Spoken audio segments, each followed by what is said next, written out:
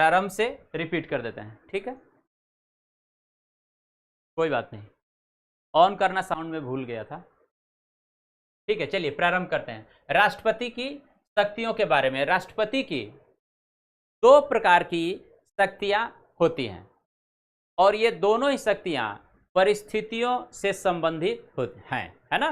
परिस्थितियों से संबंधित राष्ट्रपति की 2 प्रकार की शक्तियां हैं। एक को हम लोग कहते हैं सामान्यकालीन शक्तियां, दूसरे को कहते हैं आपका आपातकालीन शक्तियां।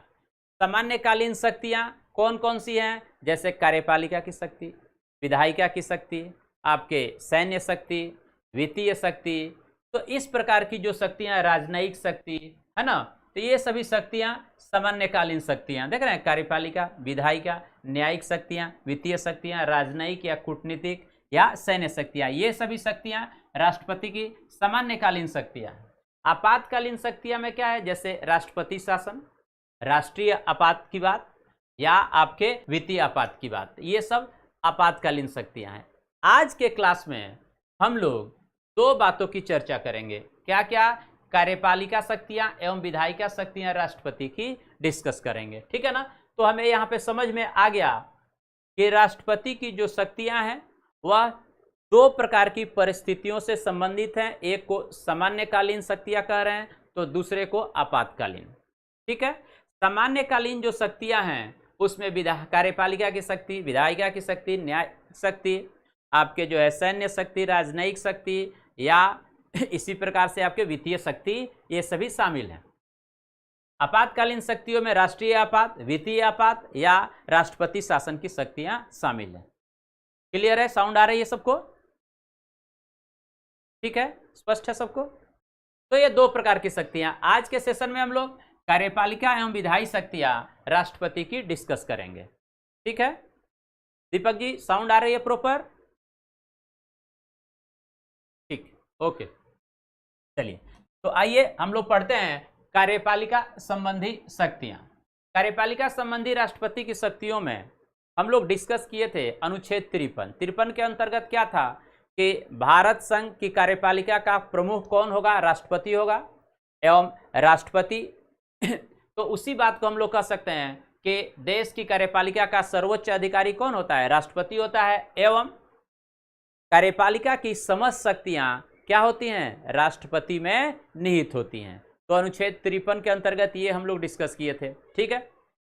अब बात करते हैं हम लोग कि इन शक्तियों का उपयोग राष्ट्रपति स्वयं प्रत्यक्ष रूप से या क्या करता है भाई? अधीनस्थ अधिकारियों की सहायता से करता है। तो अगला पॉइंट हमने लिखा कि राष्ट्रपति कार्यपालिका की शक्तियों का उपयोग स्वयं प्रत्यक्षतः या अधीनस्थ अधिकारियों की सहायता से करता है। इसके बाद राष्ट्रपति के नाम पर कार्यपालिका की सभी शक्तियां औपचारिक रूप से राष्ट्रपति के नाम पर क्या की जाती है? उसका उपयोग की जाती है, किया जाता है।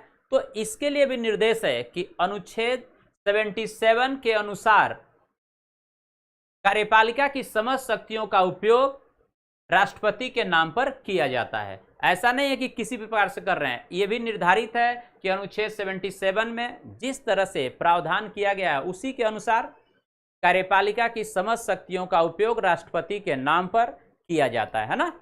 तो ये बात है। अब बात है कि राष्ट्रपति जो है वह क्या करता है? तो राष्ट्रपति की सलाह एवं सहायता के लिए, देखिए, राष्ट्रपति की सलाह एवं सहायता के लिए मंत्रिपरिषद होती है जिसका अध्यक्ष प्रधानमंत्री होता है। मंत्रिपरिषद प्रधानमंत्री की सहायता से क्या करता है? राष्ट्रपति अन्य मंत्रियों की नियुक्ति करता है। प्रधानमंत्री की भी नियुक्ति कौन करता है? राष्ट्रपति करता है। तो उसी बात को यहाँ कहा गया है कि राष्ट्रपति प्रधानमंत्री की नियुक्ति करता है एवं अन्य मंत्रियों की भी नियुक्ति करता है, लेकिन प्रधानमंत्री की सलाह पे क्या करेंगे? प्रधानमंत्री के सलाह पर अन्य मंत्रियों की नियुक्ति राष्ट्रपति करता है। तो ये सभी बातें कार्यपालिका की शक्तियों के रूप में राष्ट्रपति की हैं। स्पष्ट है? अब हम लोग देखते हैं कि इन सभी बातों के पश्चात कार्यों का आवंटन, भारत सरकार का जो कार्य है उसका आवंटन, ठीक है, कैसे कैसे किया गया है ना। तो कार्यों का आवंटन हम लोग बात करते हैं। अगला देखिए पॉइंट, भारत सरकार के कार्य का आवंटन। संविधान के अंतर्गत राष्ट्रपति 1961 में भारत सरकार के कार्यों का आवंटन की नियमावली बनाई गई है ना। तो भारत सरकार के कार्यों के आवंटन की नियमावली बनाई गई और इसमें भारत सरकार के कार्यों को मंत्रालयों, विभागों, सचिवालयों तथा अन्य कार्यालयों में किया जाता है। तो इसी बात को हम लोगों ने यहाँ लिखा है कि 1961 में भारत सरकार द्वारा कार्य का आवंटन नियमावली बनाया गया एवं भारत सरकार के कार्यों को मंत्रालयों, विभागों, सचिवालयों तथा अन्य कार्यालयों में क्या किया जाता है। ठीक है।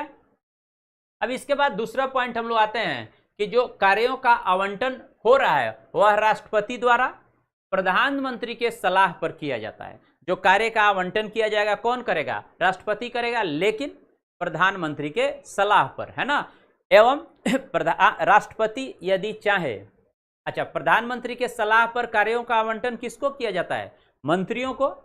और यदि राष्ट्रपति चाहें तो किसी एक मंत्री को एक से अधिक विभाग भी सौंप सकते हैं। तो दूसरा पॉइंट हमारा यही है कि प्रधानमंत्री के सलाह पर राष्ट्रपति कार्यों का क्या करता है भाई? आवंटन करता है मंत्रियों को। ठीक है ना। अब राष्ट्रपति मंत्रियों को क्या करेगा भाई? एक से अधिक विभाग भी सौंप सकता है, दे सकता है। ठीक है। और तीसरा पॉइंट हम लोग कह रहे हैं कि राष्ट्रपति को संघ सरकार की जो गतिविधियां हैं उसके विषय में जानकारी प्राप्त करने का अधिकार प्राप्त है ना। उदाहरण के तौर पर हम लोग समझ सकते हैं कि यदि कोई ऐसा विषय जिस पर किसी मंत्री ने निर्णय लिया है लेकिन वह विषय मंत्री परिषद के विचारार्थ नहीं रखा गया है तो उसे मंत्री परिषद के समक्ष रखने को राष्ट्रपति कह सकता है। तो ये सभी बातें हैं कि राष्ट्रपति को ये भी शक्तियां हैं।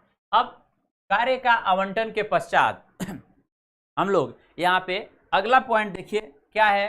राष्ट्रपति द्वारा, जैसे प्रधानमंत्री की नियुक्ति कौन करता है? राष्ट्रपति करता है। एवं अन्य मंत्रियों की भी नियुक्ति प्रधानमंत्री के सलाह पर राष्ट्रपति करता है। ठीक है, ये हम लोग डिस्कस कर लिए। अब बात आती है कि राष्ट्रपति जो है कई महत्वपूर्ण पदों पर नियुक्तियां करते हैं। अब ये कौन कौन से महत्वपूर्ण पद है उसको भी हमने एक जगह आपको लिख लिया है। ठीक है, और उसको हम डिस्कस करते हैं। तो टॉपिक हो गया राष्ट्रपति द्वारा की जाने वाली महत्वपूर्ण पदों पर नियुक्तियां। पहला क्या है? प्रधानमंत्री, है ना। प्रधानमंत्री की नियुक्ति कौन करता है? राष्ट्रपति करता है। उसके बाद भारत का महान्यायवादी अर्थात अटॉर्नी जनरल, ठीक है ना, जिसको भारत का प्रमुख क्या बोलते हैं भाई? न्यायाधीश बोलते हैं, है ना। उसके बाद भारत का नियंत्रक एवं महालेखा परीक्षक सीएजी। देन राज्यों के क्या? राज्यपाल। सभी राज्यों के जो राज्यपाल है उसकी नियुक्ति भी कौन करता है? राष्ट्रपति करता है। अंतर्राज्यीय परिषद, दो या दो से अधिक राज्यों के बीच जो काउंसिल है उस परिषद का भी की भी नियुक्ति कौन करता है? राष्ट्रपति करता है ना। इसके बाद सर्वोच्च न्यायालय के न्यायाधीशों की नियुक्ति भी राष्ट्रपति करते हैं, वो मुख्य न्यायाधीश हो या अन्य न्यायाधीश हो।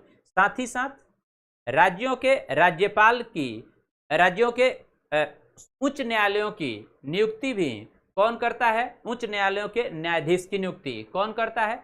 राष्ट्रपति करता है ना। इसी के साथ संघीय क्षेत्रों में उपराज्यपाल या आपके आयुक्त मतलब मुख्य आयुक्त की नियुक्ति कौन करता है? राष्ट्रपति करता है। साथ ही साथ अनुसूचित जातियों एवं जनजातियों के विभागों के प्रमुख की नियुक्ति मतलब अध्यक्ष की नियुक्ति भी कौन करता है? आपका राष्ट्रपति ही करता है। ठीक है। अगला देखिए तो मुख्य निर्वाचन आयुक्त या अन्य निर्वाचन आयुक्तों की नियुक्ति भी राष्ट्रपति करता है। संघ लोक सेवा आयोग यूपीएससी के अध्यक्ष एवं सदस्यों की नियुक्ति भी राष्ट्रपति के द्वारा किया जाता है ना। इसी के साथ साथ भारत के जो राजदूत हैं तथा अन्य राजनयिक हैं उनकी भी नियुक्ति कौन करता है? राष्ट्रपति करता है। ठीक है। वित्त आयोग के अध्यक्ष एवं सदस्यों की नियुक्ति भी राष्ट्रपति करता है ना। पिछड़ा वर्ग आयोग की नियुक्ति भी राष्ट्रपति करता है। भाषा आयोग की नियुक्ति भी राष्ट्रपति के द्वारा किया जाता है। अन्य संरक्षक आयोग की भी नियुक्ति राष्ट्रपति द्वारा किया जाता है। इसके साथ ही अनुसूचित क्षेत्रों के प्रशासन के संबंध में रिपोर्ट करने वाले आयोग की नियुक्ति भी कौन करता है? राष्ट्रपति करता है। तो इतने सभी महत्वपूर्ण पदों पर नियुक्तियां राष्ट्रपति के द्वारा की जाती है। स्पष्ट है? आइए अब हम लोग बात करते हैं राष्ट्रपति की विधायी शक्तियां। अब राष्ट्रपति को विधायी शक्ति क्यों दी गई है? तो अनुच्छेद 79 के अंतर्गत संविधान में यह उल्लेखित है कि राष्ट्रपति जो है संसद का अभिन्न अंग है। संसद में कौन कौन है? लोकसभा, राज्यसभा, और संसद का अभिन्न अंग में कौन शामिल है? राष्ट्रपति शामिल है। तो इसके तहत 79 अनुच्छेद 79 के द्वारा राष्ट्रपति संसद का अभिन्न अंग है, इसलिए राष्ट्रपति को कुछ विधायी शक्तियां दी गई हैं। अब वो शक्तियां कौन कौन सी हैं? तो देखिए, तो 79 के अंतर्गत राष्ट्रपति संसद का अभिन्न अंग है, संसद का अभिन्न अंग है, ठीक है, इसलिए इसे कुछ विधायी शक्तियां दी गई हैं। अब अनुच्छेद 85 के अंतर्गत क्या है? राष्ट्रपति दोनों सदनों के सत्रों का क्या करता है भाई? आपका आह्वान करता है, मतलब प्रारंभ करवाता है, एवं उसका सत्रावसान करता है, समाप्ति भी करता है, एवं प्रधानमंत्री के सलाह पर लोकसभा को क्या कर सकता है? विघटित भी कर सकता है। तो अनुच्छेद 85 में दिया गया है कि राष्ट्रपति दोनों सदनों के सत्रों का क्या करता है? आह्वान एवं सत्रावसान करता है, दोनों बातें, तथा प्रधानमंत्री के सलाह पर लोकसभा का क्या कर सकता है? विघटित भी, लोकसभा को विघटित भी कर सकता है, ठीक है, मतलब घोषणा कर सकता है समाप्ति की। ठीक है, अब आते हैं कि राष्ट्रपति संसद के पहले अधिवेशन, है ना, राष्ट्रपति जो है वह संसद के पहले अधिवेशन का उद्घाटन अपने अभिभाषण से करता है। अभिभाषण का मतलब क्या हुआ? एड्रेस। राष्ट्रपति क्या करेगा? एड्रेस करेगा, है ना।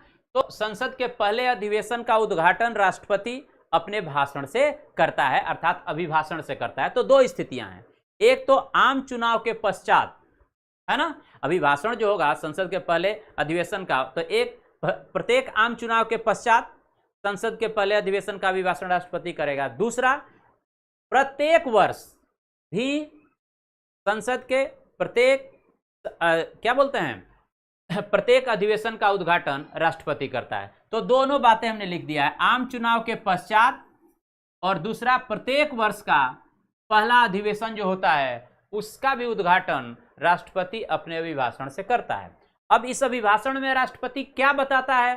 तो जो तात्कालिक सरकार होती है उसकी नीतियों की रूपरेखा को वह क्या करता है? अभिव्यक्त करता है। मतलब तात्कालिक सरकार की जो नीतियां हैं उसी की चर्चा वह अपने अभिभाषण में करता है। तो दोनों बातें ध्यान रखना है कि संसद के पहले अधिवेशन का उद्घाटन राष्ट्रपति के अभिभाषण से किया जाता है, दोनों स्थितियों में, प्रत्येक आम चुनाव के पश्चात या प्रत्येक वर्ष के पहले अधिवेशन को, है ना, दोनों बातें। तो यहाँ पे हमने दोनों ही आपको रख दिया है और ये भी बता दिया कि इसमें क्या होता है। तो अभिभाषण में राष्ट्रपति क्या कहता है? तो तत्कालीन सरकार की नीतियों की रूपरेखा को वह बताता है। उसके बाद राष्ट्रपति की सहायता के बिना, बहुत इंपॉर्टेंट पॉइंट है ये, राष्ट्रपति की सहायता के बिना कोई भी विधेयक अधिनियम नहीं बन सकता। अधिनियम का मतलब क्या होता है? कानून। अधिनियम का मतलब क्या हुआ? कानून। जब तक राष्ट्रपति की सहमति नहीं होगी वह विधेयक क्या भाई? कानून नहीं बन सकता है, ठीक है। तो ये भी शक्तियां प्राप्त है। इसके बाद राष्ट्रपति को अनुच्छेद 108 के अंतर्गत क्या है? तो राष्ट्रपति किसी विधेयक पर यदि लोकसभा और राज्यसभा के मध्य मतभेद होता है तो वैसी स्थिति में राष्ट्रपति संयुक्त अधिवेशन बुला सकता है। अर्थात राष्ट्रपति को अनुच्छेद 108 के अंतर्गत संयुक्त अधिवेशन बुलाने का अधिकार प्राप्त है। तो देखिए, तो राष्ट्रपति क्या भाई? संयुक्त अधिवेशन बुला सकता है। कब? जब संसद के दोनों सदनों अर्थात लोकसभा एवं राज्यसभा के मध्य क्या हो? मतभेद हो। मतभेद की स्थिति में किसमें? किस दोनों सदनों मतलब लोकसभा एंड राज्यसभा, इनके बीच यदि मतभेद है, आम सहमति नहीं है किसी विधेयक को लेकर, तो वैसी स्थिति में राष्ट्रपति संयुक्त अधिवेशन बुलाता है, ठीक है। अब अनुच्छेद 80 के अंतर्गत क्या है, तो कहता है कि राष्ट्रपति को राज्यसभा में 12 सदस्यों को मनोनीत करने का अधिकार है। अर्थात राज्यसभा में राष्ट्रपति 12 सदस्यों को मनोनीत करता है। अब ये जो 12 सदस्य होते हैं वह किस क्षेत्र से संबंधित होते हैं, तो ये कला के क्षेत्र से, विज्ञान के क्षेत्र से, समाज सेवा के क्षेत्र से, खेल के क्षेत्र से एवं आपके साहित्य के क्षेत्र से। तो हमने लिख दिया है कला, विज्ञान, साहित्य, खेल एवं समाज सेवा। इन सभी क्षेत्रों से संबंधित 12 व्यक्तियों को क्या करता है, राष्ट्रपति राज्यसभा में 12 सदस्यों को मनोनीत करता है। राज्यसभा में, ध्यान रखना है कहां पे, राज्यसभा में। और अब 104वां संविधान संशोधन अधिनियम, पूर्व में पहले राष्ट्रपति लोकसभा में 2 आंग्ल भारतीय समुदाय के को क्या करता था, मनोनीत करता था, है ना, सदस्यों को मनोनीत करता था। आंग्ल भारतीय समुदाय के सदस्यों को लोकसभा में मनोनीत करता था। लेकिन 104वें संविधान संशोधन नियम के पश्चात राष्ट्रपति के आंग्ल भारतीय समुदाय के मनोनीत करने के प्रावधान को क्या किया गया, समाप्त कर दिया गया। तो यहां तक की बातें आज की क्लास में थी। अगली क्लास में हम लोग डिस्कस करेंगे कि राष्ट्रपति को कौन कौन से अध्यादेश जारी करने का अधिकार है एवं राष्ट्रपति का अगला अधिकार जो है वीटो शक्तियां। तो अगले क्लास में हम लोग अध्यादेश एवं वीटो की शक्तियां पढ़ेंगे। ये भी विधायी शक्तियां के अंतर्गत ही हैं। तो मैंने 2 क्लास अलग अलग कर दिया जिससे कि आपको आसानी रहे। Okay, thank you.